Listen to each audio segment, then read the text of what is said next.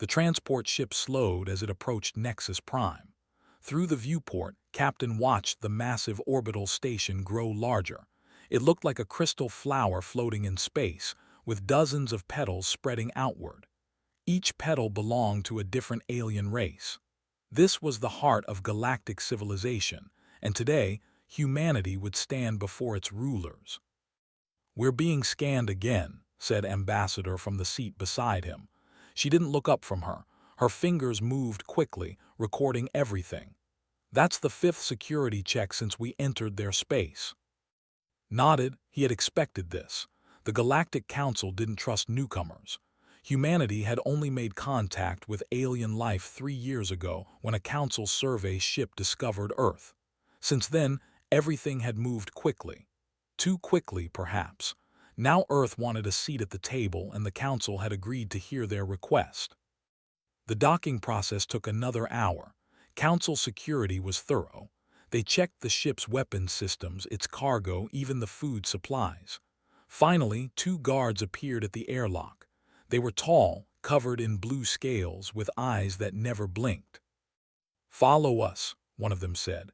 The translator device on his collar turned the alien sounds into words he could understand. "The Council is waiting." They walked through corridors that changed with each section. First came the area where everything was hot and dark. Then the section where light seemed to come from the walls themselves. Finally, they reached the Council chamber.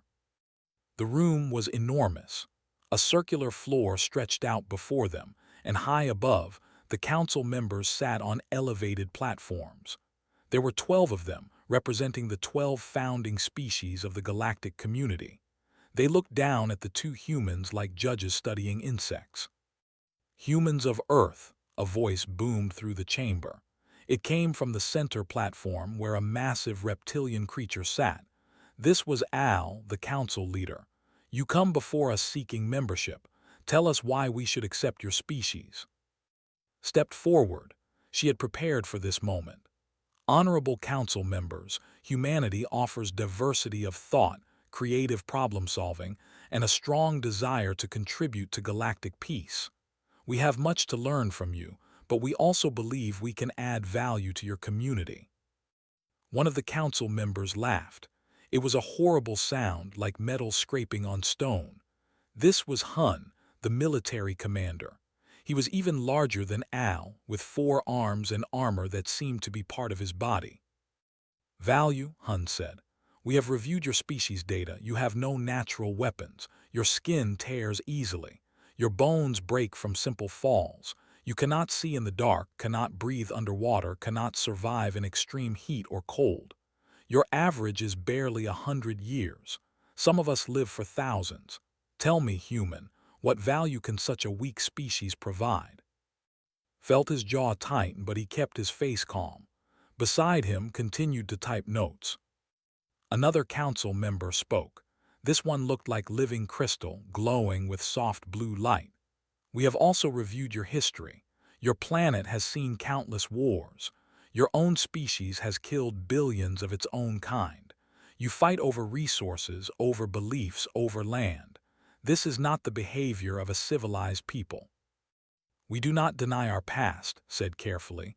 "We have made mistakes, many mistakes, but we have also learned from them. We have worked to build a unified world government. We have eliminated most diseases. We have stopped fighting among ourselves." "For now," Al said, his voice was cold. "But can you maintain peace? Your nature is violent. We have studied your entertainment, your sports, your games.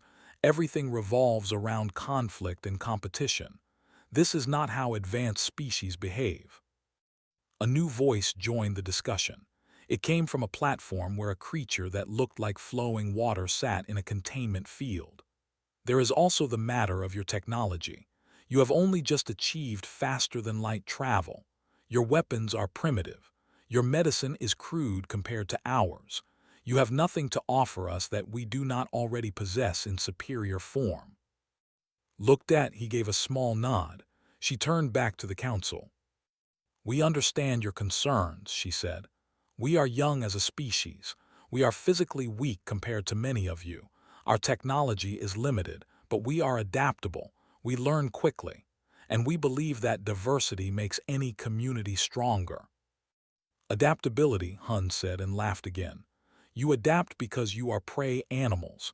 You had to learn or die. This is not a strength. This is desperation. The council members began speaking among themselves.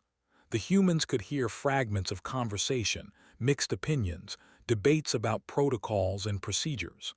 Finally, Al raised one massive claw and silence fell. We have made our decision, he said. Humanity will be granted provisional membership status. However, due to your physical limitations and lack of defensive capabilities, you will be classified as a protected species.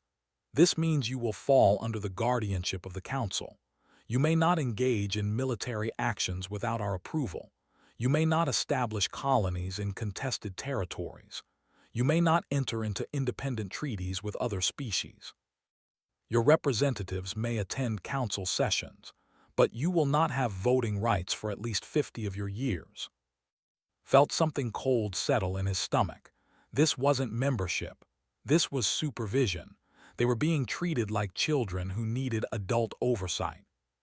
Do you accept these terms? Al asked. Wanted to refuse. He wanted to tell them that humanity didn't need their protection or their condescension. But he had his orders from Earth. Get humanity into the Council, whatever it takes. They could work on improving their status later. We accept, he said. Good, Al said. Welcome to the galactic community, humans. Try not to get yourselves killed. The council members began leaving their platforms. The meeting was over. Guards appeared to escort and back to their ship. As they walked through the corridors, leaned close to. They made recordings of everything, she whispered. Every insult, every dismissive comment. Earth Command will want to see all of it. Nodded. Let them think we're weak, he whispered back. Let them underestimate us. They'll learn the truth soon enough. Behind them, the council chamber emptied. None of the alien leaders gave the humans another thought. They were just another minor species, barely worth noticing. Weak, fragile, and insignificant. They would remember this day very differently in the months to come. The alarm cut through the quiet of the mining colony like a knife, dropped her scanner and looked up at the red lights flashing across the ceiling. Around her, other miners stopped working. Everyone knew what that alarm meant. Raiders. All personnel to defensive positions, a voice said over the speakers. This is not a drill. Ravager ships detected on approach. Estimated arrival in 30 minutes. Ran. She had been on Epsilon 7 for 6 months, working the deep tunnels where valuable minerals hid in the asteroid's core. The colony was small, maybe 300 people from a dozen different species. Humans made up about 40 of that number. They were the addition to the workforce, taking the jobs that other species considered too dangerous. The colony's control center was chaos. Security chief, with dark green scales, was shouting orders at his team. He looked at when she entered. You're military trained, yes, he asked. Earth Defense Force 3 years, said. Lieutenant before I took this mining job. Good, take 12 humans and defend the eastern tunnel. It's the most vulnerable entrance. Wanted to ask questions, but there was no time. She grabbed the rifle from the weapons locker and ran to gather her people. The eastern tunnel was 3 levels down, a dark passage that connected to the colony's main air recycling system. If raiders got through there, they could poison the entire station. The other humans she found were miners, not soldiers, but most of them had some kind of training. Earth required everyone to do at least 1 year of defense service. It was a policy born from humanity's violent history, and now it might save their lives. Listen up, said as they assembled in the tunnel. Ravagers are coming. They'll try to breach here because it's isolated. We have 30 minutes to make this tunnel a death trap. A miner named raised his hand. We don't have military equipment. What are we supposed to use? Smiled, it wasn't a happy smile. We use what we have. Mining charges, cutting torches, welding equipment, Anything that can hurt or slow them down. Move. The humans scattered. They worked with a speed that surprised the few alien observers. Within 15 minutes, they had rigged explosive charges at key points in the tunnel, and another miner named Bora created using cargo containers. Someone found old mining cables and stretched them across the tunnel at ankle height. Another team disabled the lights and marked safe paths that only they could see using ultraviolet paint. "It's a trap," Bora said, looking at their work. "A dirty, ugly trap." "The best kind," replied. The Ravager ships arrived exactly on time. Through the colony's external cameras, watched 6 vessels detach boarding pods. The pods shot toward the asteroid like bullets, most headed for the main docking bay, but 3 aimed for secondary entrances. One was coming straight for the eastern tunnel. "Here they come," said. "Remember, wait for my signal. Let them get deep inside before we trigger anything." The minutes crawled by. Then came the sound of metal cutting metal. The raiders were burning through the outer door. There was a loud bang and the door exploded inward. Dark shapes poured through the smoke. Ravagers looked like nightmares. They were twice as tall as humans, with 4 arms and heads that were all teeth and spikes. They carried weapons that could punch through standard armor. The galaxy had feared them for thousands of years because they were brutal, efficient, and merciless. They charged into the tunnel, roaring victory cries. The first ones tripped over the cables. Others trampled them in the rush. They kept coming, deeper and deeper, drawn by the sounds of the humans retreating. "Now," whispered into her communicator. The tunnel exploded. Mining charges detonated in sequence, bringing down sections of the ceiling. Cargo containers toppled, crushing raiders beneath them. The surviving Ravagers tried to retreat but found their path blocked by debris. They were trapped. From hidden positions, the humans opened fire. They aimed for joints in the Ravager armor, for exposed flesh, for anything that looked vulnerable. The raiders tried to return fire, but they couldn't see their attackers in the darkness. The battle lasted 12 minutes. When it ended, 15 Ravagers lay dead in the tunnel. The humans had suffered 3 injuries, none fatal. But the fight wasn't over. All across the colony, similar battles raged. The main docking bay fell within an hour despite fierce resistance from the alien security forces. The Ravagers were too strong, their weapons too powerful. By the 3rd hour, they controlled most of the colony. Survivors retreated to the deep tunnels, and the raiders began hunting them. That's when the human ships arrived. Commander Minu brought the destroyer Indomitable and 3 escort frigates. They had been on patrol 2 systems away when the distress signal reached them. Minu hadn't waited for council approval. He hadn't even informed them he was responding. He just went. "Battle stations," Minu ordered as they entered the system. "I want those Ravager ships disabled, not destroyed. We need to send a message, not start a war." The space battle was short and violent. The Ravager ships were larger, but the human vessels were faster. They darted between the raiders like angry wasps, targeting engines and weapon systems. Within 30 minutes, 4 Ravager ships were crippled. The other 2 tried to run. "Let them go," Minu said. "I want them to tell their friends what happened here." Then came the hard part. The colony was still full of raiders, and the human defenders inside were running out of ammunition. Minu loaded 200 Marines into boarding pods and launched them at the asteroid. The Council military doctrine said that boarding actions were too risky. The proper procedure was to negotiate, offer the raiders what they wanted, and minimize casualties. Minu had read those doctrines. He had also ignored them completely. The Marines hit the colony like a hammer. They moved through the corridors in tight formations, clearing room by room. When they found trapped survivors, they pushed forward to rescue them. When they encountered strong Ravager positions, they didn't retreat. They called in breaching teams who blew holes in walls and attacked from unexpected angles. Linked up with the Marines in the 4th hour. By then, She and her surviving miners had been fighting nonstop. They were exhausted, bleeding, running on empty magazines and pure determination. "Fall back to the aid station," the Marine sergeant told her. His name tag said. "No," said, "we finished this." Looked at her, then nodded. "Stay behind us, don't be a hero." The final battle happened in the colony's main hub. 50 Ravagers had fortified the area, holding over 100 hostages. The Council doctrine said to negotiate. The Marines attacked from 3 directions at once. It was brutal, it was bloody. It was over in 8 minutes. When the last Ravager fell, the colony erupted in cheers. Humans and aliens alike celebrated their survival. Medical teams rushed in to treat the wounded. Engineering crews began damage assessments. Commander Minu walked through the colony, checking on his people. He found sitting against a wall, too tired to move. "Good work, Lieutenant," he said. "We held them," replied. "Barely, but we held them." "That's what we do," Minu said. "We hold the line." Above them, the crippled Ravager ships limped away into deep space.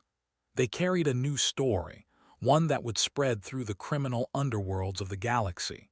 A story about humans who didn't negotiate, didn't surrender, and didn't lose. The galaxy was about to learn that weakness was a matter of perspective. Captain stood in the council chamber again. This time, the atmosphere was different. Before, the council members had been dismissive and bored. Now they looked angry. "Unauthorized military action," Al said. His voice echoed through the chamber. "Violation of protected species protocols. Reckless endangerment of civilian populations. Captain, do you understand the severity of these charges?" Beside, Ambassador remained perfectly still. They had known this summons was coming. Earth Command had warned them that the Council would be unhappy about the Epsilon 7 rescue. They just hadn't expected this level of hostility. "With respect," Council leader said, "Commander Minu saved 300 lives. The colony was under attack by Ravagers. He responded to a distress signal." "He should have waited for Council authorization," Hun snapped. The massive military commander leaned forward on his platform. "We have protocols for these situations, proper procedures that maintain order and minimize casualties." "How long would authorization have taken?" asked quietly. There was a pause. The council members looked at each other. "Standard emergency military deployment requires approval from at least 7 council members," said one of the alien representatives. This was Hen, a pale humanoid from a species known for their scholarly pursuits. "The process typically takes between 4 to 6 of your hours." "The battle was over in 6 hours," said. "If Commander Minu had waited for approval, every person in that colony would be dead or enslaved." "That is speculation," Al said. "You assume the worst. This is typical of your species, always expecting violence, always preparing for war. This mindset is dangerous." Another council member spoke up. She was aquatic, her words bubbling through a translation field. "The proper procedure would have been to establish communication with the Ravagers. We could have negotiated for the safe release of hostages, payment or trade goods in exchange for lives. This is how civilized species handle such situations." Fingers moved across her. She had prepared for this argument too. "May I present evidence?" she asked. Al gestured his permission. A holographic display appeared in the center of the chamber. It showed statistics, dates, locations. "In the past 3,000 years," said, "Ravager raids have occurred 847 times in Council-controlled space. Each time, the Council followed proper procedures. Each time, they negotiated. And each time, the Ravagers took payment and still killed approximately 30% of the hostages. The total death toll is over 4 million sentient beings." The numbers floated in the air, glowing softly. The council members looked at them in silence. "In the 3 months since humanity arrived in this galaxy," continued, "we have encountered Ravagers 6 times. Each time, We engage them directly. Our casualty rate is 12%. Ravager activity in human-protected zones has dropped by 40% because they know we fight back. Coincidence, Hen said. 3 months is too short a time period to establish meaningful patterns. Your data is insufficient. Our data is written in blood, said, his voice hard. Both ours and theirs. Every one of those numbers represents a real person who lived or died based on the decisions made by people like us. You cannot understand, Al said. Your species is young. You think in terms of individual lives and immediate threats. We think in terms of centuries and galactic stability. Yes, some die in negotiations, but this prevents larger wars. If every species responded to raiders with military force, the galaxy would drown in violence. The galaxy is already drowning in violence, replied. You've just chosen to accept it as the cost of your peace. Hun slammed one massive fist on his platform. The sound was like thunder. You dare lecture us? You, whose planet has known nothing but war for its entire history. You, who cannot go 50 years without killing your own kind by the millions. You presume to tell us how to maintain order. A new voice joined the conversation. Someone hadn't seen before stepped forward on one of the platforms. She was tall and thin, covered in fur that changed colors like oil on water. This was Dr. Sara, Earth's. She had been invited to speak as an expert witness. "May I address the council?" Sora asked. Al looked annoyed but nodded. "I've spent the past month studying galactic species," Sora said. "Looking at evolution, biology, psychology, I've learned something interesting. Most of you evolved as apex predators or from protected environments. They were the largest predators on their world. They grew in crystal caves where nothing could threaten them. They dominated their oceans completely." "What is your point?" Hen asked. "You never learned to be afraid," Sora said simply. "You grew strong and strength was enough. You built civilizations on the assumption that power would protect you, and for the most part it has. But it also made you complacent. You negotiate with raiders because you cannot imagine a threat that won't respond to reason or payment." "And humans?" Al asked. His tone was dangerous. "Humans evolved as prey," Sora said. "We were hunted by everything. Big cats, bears, other humans. We had no claws, no venom, no natural armor. We survived by being smarter, faster at learning, better at cooperation. We survived by fighting when we had to, running when we could, and never ever giving up. That history is written into our genes." "So you admit you are inferior," Hun said. "Prey animals pretending to be warriors." "No," said, stepping forward. "We're prey animals who became the most dangerous species on our planet. We didn't do it by being the strongest. We did it by refusing to accept extinction." The council chamber fell silent. The alien leaders looked at the two humans standing before them, could see them trying to understand, trying to fit humanity into their worldview. They couldn't do it. Humans broke their categories. Finally, Al spoke. "Your actions at Epsilon 7 are still violations of Council protocol. However, given the successful outcome and the unusual circumstances, we will issue a formal reprimand rather than sanctions. Consider this your only warning. Future unauthorized military actions will result in suspension of your protected status." "We understand," said. "Furthermore," Hen added, "to demonstrate that your methods are not superior to ours, we invite you to observe proper Council military operations. We will show you how trained, professional forces handle threats without resorting to barbaric tactics." Saw the trap immediately. If human methods failed in a public demonstration, it would justify keeping humanity under protected status forever. But if they refused the challenge, it would look like cowardice. "We accept your invitation," said, "but I have a counter-proposal. Allow the Council to observe human military training, see how we prepare our forces. Judge for yourselves whether our methods have merit." The Council members consulted among themselves. Finally, Hun smiled. It wasn't a friendly expression.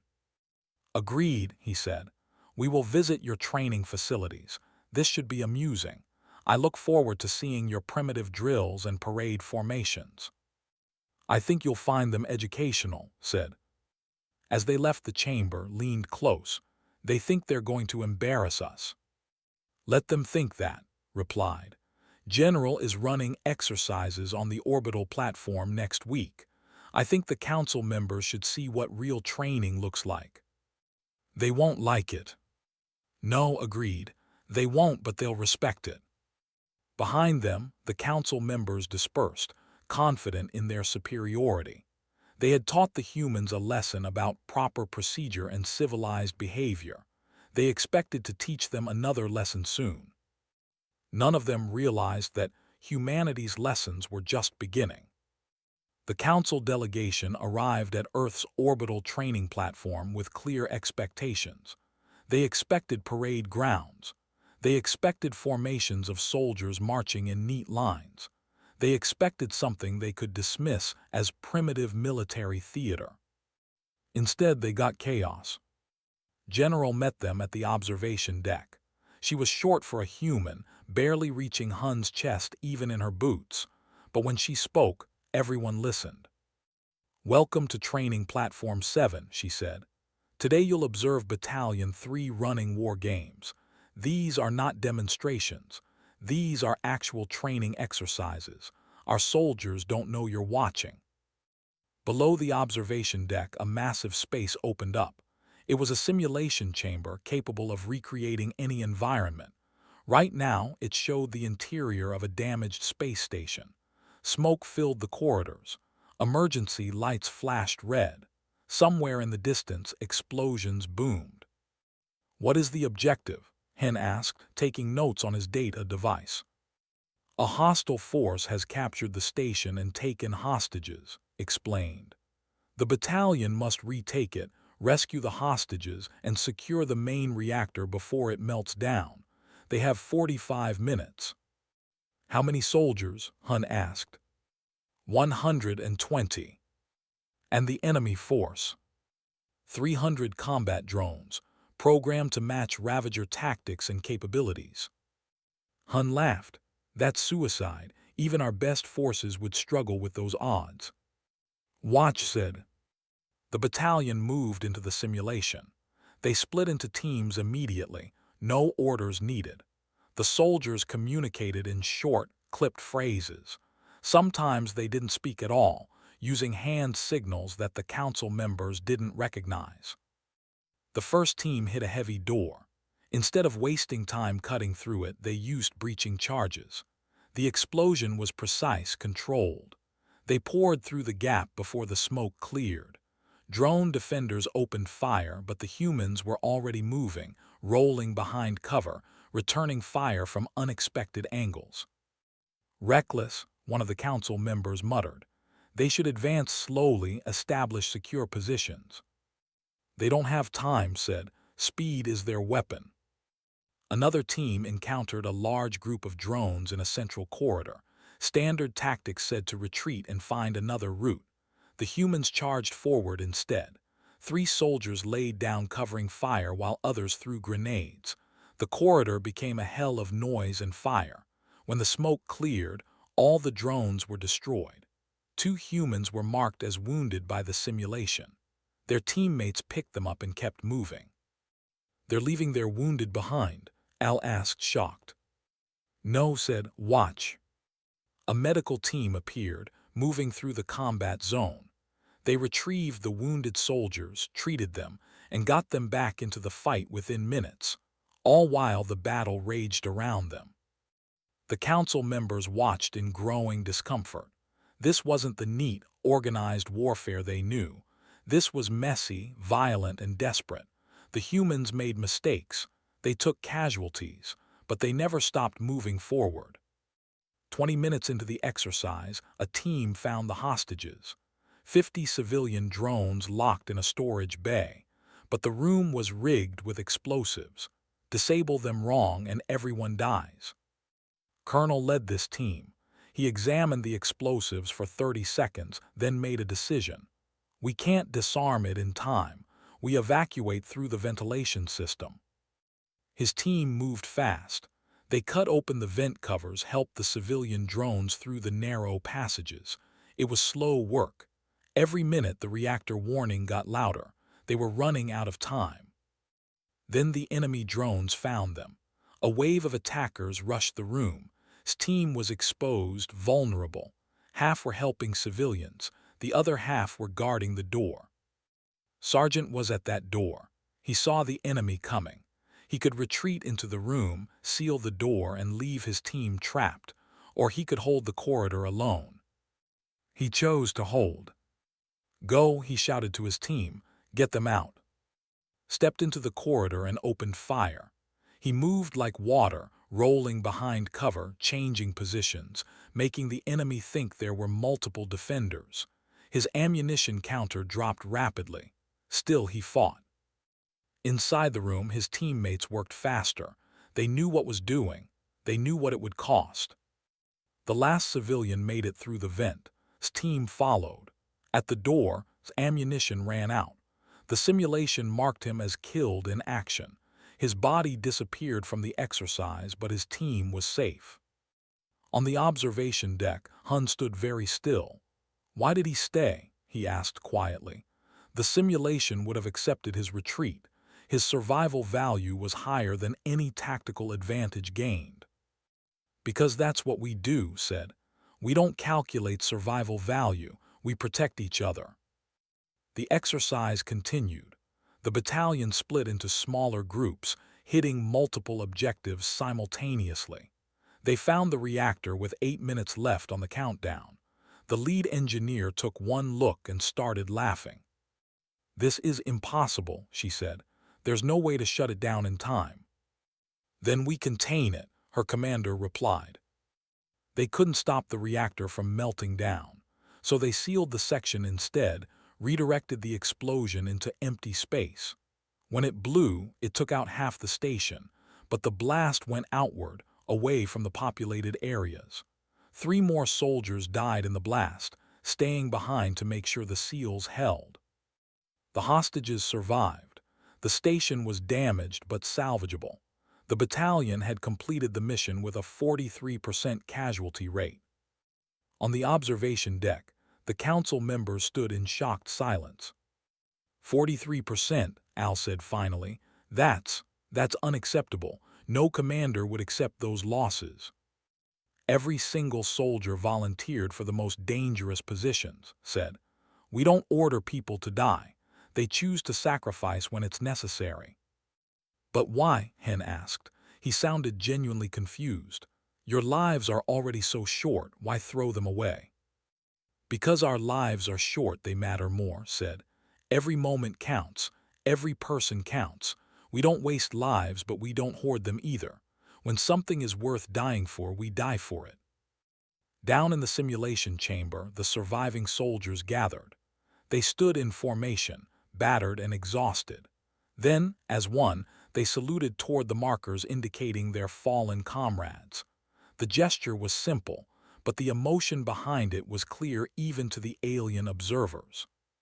Stepped forward on the observation deck. He had been quiet until now, letting the demonstration speak for itself. "You asked us why you should accept humanity into your council," he said. "You called us weak. You were right. A single human is fragile, easy to kill, but you misunderstand what strength means." He gestured to the soldiers below. "We didn't become strong by evolving thick armor or sharp claws. We became strong by standing together, by refusing to abandon each other, by making every individual willing to sacrifice for the group." "You say your species were apex predators," added. "You hunted alone, confident in your power. We were prey. We survived by making ourselves into something our predators couldn't understand. Not individuals, but a collective force that couldn't be broken." Pulled up a new display. It showed human history, old videos from Earth's wars, battles where humans fought impossible odds, last stands, desperate defenses.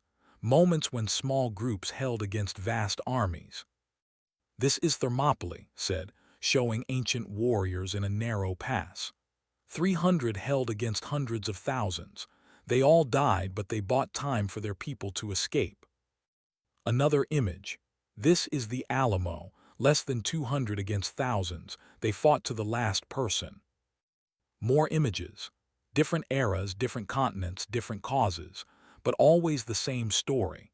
Humans refusing to surrender, holding the line, sacrificing themselves for something greater. "You think we're reckless," said. "You think we don't value life. You're wrong. We value life so much that we're willing to die to protect it. Not just our own lives, but the lives of anyone who can't protect themselves." The council members watched the displays in silence. Hun's expression had changed. He wasn't dismissive anymore. He looked thoughtful, perhaps even concerned. "Your way of war is," he searched for words, "it's terrifying." "Yes," agreed. "It should be. Because when you back a human into a corner, when you threaten what we love, we don't calculate odds. We don't negotiate. We fight with everything we have until either the threat is gone or we are." Al turned to face and directly. "Your species disturbs me," he said honestly. "Not because you're weak, but because you've turned weakness into a weapon I don't fully understand." "Then maybe," said softly, "you shouldn't have assumed you understood everything. We're not like you, we never will be. But that doesn't make us inferior, it makes us different. And difference, properly respected, makes everyone stronger." The council delegation left the platform in silence, each lost in their own thoughts. They had come to judge humanity's methods. Instead, they had witnessed something that challenged everything they believed about strength, sacrifice, and survival. None of them could have known that in 6 weeks, they would desperately need to understand those lessons. The attack came 6 weeks after the demonstration, not on some distant frontier colony, but on Prime itself. The Ravagers hit the Council's home worlds with a fleet larger than anything seen in recorded history. They had studied the Council's protocols. They knew the response times, the negotiation procedures, the careful bureaucracy that governed every military action. They exploited all of it. The first wave destroyed the orbital defense platforms. The second wave landed ground troops. By the time the Council convened an emergency session, 3 major cities were burning. Al's voice carried none of its usual authority when he made the call to Earth. "We need help," he said simply. "Our military forces are not designed for this kind of warfare. They're slaughtering us." On Earth, the War Council assembled in minutes. Admiral looked at the tactical display showing the Ravager positions. "It's a full invasion," she said. "They're not raiding, they're trying to conquer." "How fast can we mobilize?" asked the Earth Defense Minister. "The fleet can be ready in 4 hours," replied. "But there's a political issue. We're still a protected species. Any military action requires Council authorization." Ambassador was on the communication line from Nexus Prime. "The Council is granting you emergency authorization, full military command authority. They're desperate enough to ignore their own protocols." "What are their terms?" the minister asked. "No terms," said. "They're asking for help. No negotiations, no conditions, just, please." Admiral turned to her staff. "Ready the fleet. Maximum combat load. This is going to be brutal." The human fleet arrived at Prime 12 hours later. 20 warships, not impressive by Council standards. But what they carried made the difference. 2,000 Marines, trained in the methods the Council had seen on the orbital platform, ready to do what needed to be done. The Ravagers controlled the planet's northern hemisphere. Their forces numbered in the hundreds of thousands. Standard military calculation said the humans couldn't win. Standard military calculation had never met determined humans before. Admiral established command from the flagship Defiance. "All ships, this is the Admiral. The Council's forces are in full retreat. Civilian casualties are mounting. We're not here to follow their playbook. We're here to win." The space battle started immediately. Ravager ships moved to intercept the human fleet. They expected the humans to stay at range, trade shots carefully, follow safe engagement patterns. Instead, the human ships dove into close range. They fired as they passed, rolled, and came back for another run. One human destroyer, the Resilience, had its engines damaged in the first exchange. Rather than retreat, Captain rammed it directly into a Ravager cruiser. Both ships went down, but the human crew evacuated first while the Ravager vessel broke apart. "That's insane," Hun said from the Council Command Center. He was watching the battle displays in shock. "They're sacrificing their ships." "No," said General, who had arrived with the fleet. "They're sacrificing machines to save lives. Ships can be rebuilt. People can't." On the ground, the Marines landed in the middle of the combat zone. No safe landing sites. No secure perimeter. They came down in drop pods that slammed into streets and buildings, and they came out fighting. Lieutenant led a company into the city of. The Ravagers had fortified the central plaza, using civilians as shields. Council doctrine said this made the position untouchable. You couldn't attack without killing innocents. Looked at the situation for 30 seconds, then called for engineers. "We go underground," she said. "The old sewers run under that plaza. We breach from below." It took 2 hours to navigate the dark tunnels. The Marines carried not just weapons but rescue equipment. When they burst through the floor of the plaza, they came up in 3 places simultaneously. The Ravagers turned to face the threat, exposing themselves. Other human teams, watching from surrounding buildings, opened fire. The battle was short but intense. When it ended, the civilians were free, had lost 6 soldiers. She stood in the plaza, covered in dust and blood, and helped the rescued aliens to their feet. Across the planet, similar scenes played out. Humans attacked from unexpected angles. They used the terrain, turned buildings into fortresses, made every street a battlefield. They didn't fight like a traditional military force.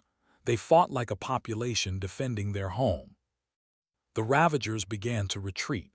They had never faced an enemy like this. An enemy that didn't care about casualties, that turned every loss into motivation to fight harder. An enemy that protected civilians while simultaneously being more brutal than the raiders themselves. The turning point came at the Planetary Defense Center. The Ravagers had captured it intact, planning to use its weapons against the remaining Council forces. 200 elite raiders defended it, backed by automated defenses. Commander Minyu took 200 Marines to retake it. The odds were even numerically, but the Ravagers held the defensive position. Any rational commander would have waited for reinforcements or tried to negotiate. Minyu attacked immediately, not from one direction but from 6 simultaneously. Teams breached through walls, dropped from the roof, came up through the maintenance tunnels. The battle turned the defense center into hell. Neither side gave ground. Neither side retreated. In the center's command room, the Ravager leader watched his forces being destroyed. He couldn't understand it. These humans should have broken. They should have run when they saw their casualties mounting. Instead, they fought harder. A human sergeant named Bora kicked down the command room door. The Ravager leader raised his weapon. Bora was faster. When it was over, she activated the defense center's systems and turned all its weapons against the remaining Ravager positions on the planet. The battle for Prime lasted 48 hours. When it ended, the human fleet had lost 6 ships. The Marines had 38% casualties, but the planet was free. Admiral stood on the bridge of the Defiance looking at the damage reports. Captain walked in. His ship had been destroyed, but he and most of his crew had survived. "The Council is requesting a formal meeting," said. "Tell them we'll be there in 6 hours," replied, "after we've finished rescue operations." The Council chamber was different this time. No platforms, no elevated positions. The Council members stood on the same level as the humans. Al approached Admiral directly. "We owe you a debt," he said. "A debt we can never fully repay. You saved us." "You would have done the same for us," said. "Would we?" Al asked. He looked old, suddenly tired. "I'm not sure we would have. We pride ourselves on being civilized, but when real danger came, our civilization meant nothing. You saved us not because we were allies, but because we needed help. That's something we should have learned long ago." Hun stepped forward. The massive military commander looked at the human soldiers standing in the chamber. Some were bandaged. All were exhausted. "I called your methods barbaric," he said. "I was wrong. They're not barbaric, they're effective. More than that, they come from something we forgot, the willingness to sacrifice for others." "We had a saying on old Earth," General said. "Greater love has no one than this, that someone lay down their life for their friends. We've always believed that. We've always lived it." The council formally voted. Unanimous. Humanity was granted full membership. No probationary period. No protected species status. Full voting rights, military autonomy, and equal standing. But more than that, something had changed. The council members looked at humans differently now. Not as weak creatures to be protected, but as warriors to be respected. Gave the closing statement. "When you first met us, you saw our weaknesses, our fragile bodies, our short lives, our violent history. You thought these things made us inferior, but they made us what we are. Every species in this galaxy had the luxury of evolving in safety. We didn't. We clawed our way up from prey animals to apex survivors. We learned that strength isn't about what nature gave you. It's about what you refuse to give up." She paused, looking at each council member. "You called us weak and instantly regretted it. Not because we proved you wrong through violence, but because we showed you what real strength looks like. It's not armor or claws or living forever. It's standing beside someone when they fall. It's fighting for those who can't fight for themselves. It's refusing to accept that might makes right. Humanity isn't strong because we're warriors," added. "We're strong because we're human, and we choose to use that strength to protect others." The council chambers fell silent. Then slowly the alien leaders began to applaud. It was a human gesture, one they had learned specifically for this moment. A sign of respect, of acknowledgement, of acceptance. 1 year later, Lieutenant stood in a training facility on Nexus Prime. She was teaching the first mixed species unit in human combat doctrine.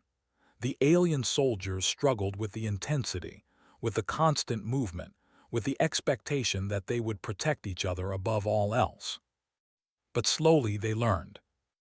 On the frontier, new mixed teams patrolled. Humans and aliens working together, combining the humans' aggressive tactics with the aliens' superior technology. When threats emerged, the galaxy no longer asked for negotiations first. They asked for humans. And the humans always answered. Not because they loved war, but because they loved peace enough to fight for it. Not because they were the strongest, but because they refused to let strength define them. The galaxy had called them weak. The galaxy had learned better. And throughout known space, a new saying spread among the worlds. When facing impossible odds, when backs were against the wall, when hope seemed lost, people would say, "Send the humans, they'll find a way." They always did.